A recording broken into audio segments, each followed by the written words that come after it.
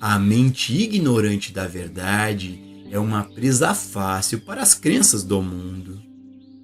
Toda discórdia é resultado da violação de alguma lei no plano humano, seja no plano mental ou físico. Se não houvesse violação da lei, não haveria desarmonia, nem doença e nem pecado. Sempre algum tipo de lei é violada. Sentar-se na friagem ou pés molhados resultam em resfriado. A exposição ao contágio resulta em doença. Comer de forma imprudente resulta em distúrbios funcionais. Estas são leis mentais estabelecidas e, assim como o sujeito nos experimentos de percepção subliminar não tem conhecimento das sugestões empurradas a ele, não é necessário ter ciência dessas leis e aspectos mentais e físicos para ser afetado por eles e sofrer a penalidade que sua violação acarreta. Há milhares de leis das quais as pessoas podem não saber e, ainda assim, quando violadas, seguem-se a penalidades. Uma criança recém-nascida pode desconhecer por completo os efeitos da friagem, mas se ela estiver na friagem, provavelmente ficará resfriada. Obviamente, uma criança nada saberia da existência de tal lei, mas não é necessário saber que existe uma lei ou ser essa lei violada para se sofrer a penalidade.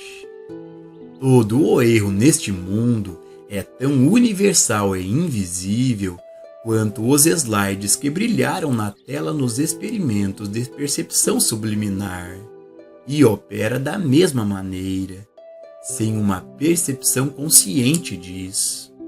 Isso faz de todos vítimas disso.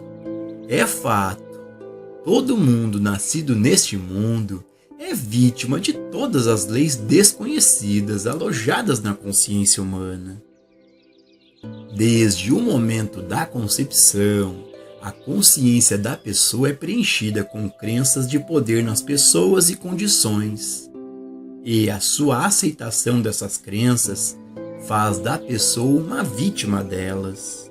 Os havaianos sabem que o trabalho dos kahunas, bons e maus, é eficaz, principalmente por causa do medo individual ou crença em seu poder.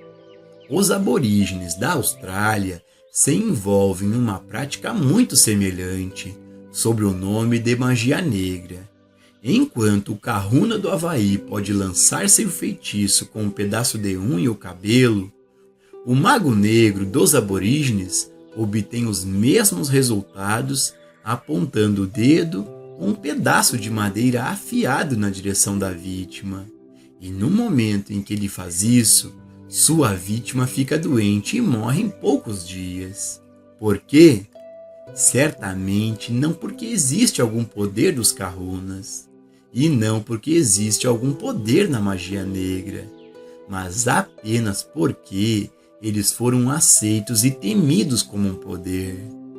O pecado e a doença operam no mundo da mesma maneira que essas magias, por sugestão.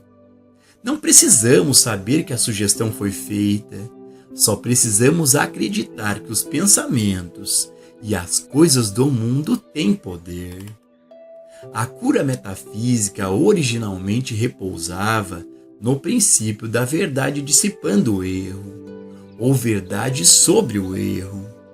A ideia básica era que, se os maus pensamentos mantidos na mente tinham um efeito sobre o corpo, quanto maior efeito teriam os bons pensamentos sobre o corpo.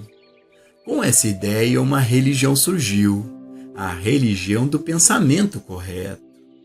Fundamenta-se na ideia de que, em circunstâncias comuns, a raça humana é vítima de quaisquer crenças que circulam na consciência.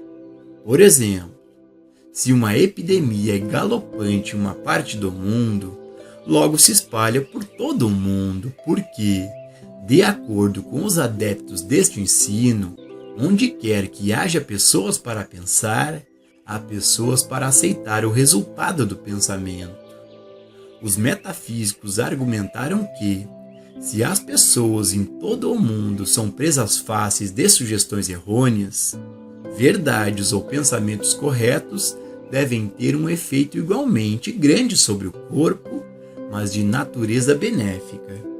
A partir deste ensino, em que o indivíduo enche sua consciência com a verdade, que age terapeuticamente sobre o corpo e que se mostrou muito eficaz, cresceu a medicina psicossomática, fundamentada em princípios semelhantes.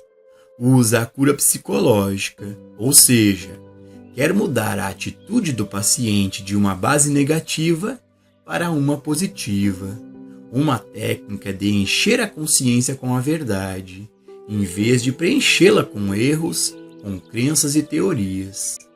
Uma mente imbuída de erro, pensamento errado ou pensamento negativo produz uma condição negativa do corpo, da carteira ou da vida familiar. Uma mente imbuída de verdade resulta em um corpo saudável, um bolso saudável e uma vida familiar saudável.